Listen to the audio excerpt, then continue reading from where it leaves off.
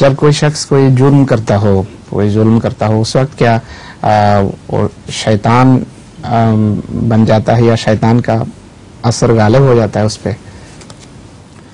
جو ظلم کرتا ہے اس پر شیطان کا اثر غالب ہو جاتا ہے، وہ خود تو شیطان نہیں بنتا۔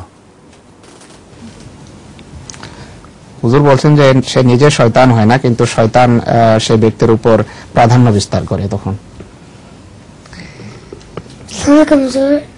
प्रश्न होला गुस्से का भी शैतान होता है एक।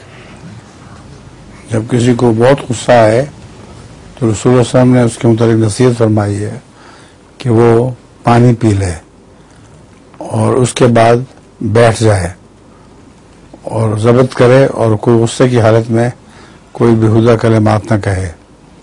अगर फिर भी उसको चैन ना आए तो लेट जाए, फिर जब तसल्ली हो जाए फिर उसको जवाब दे जिसको जवाब देना है।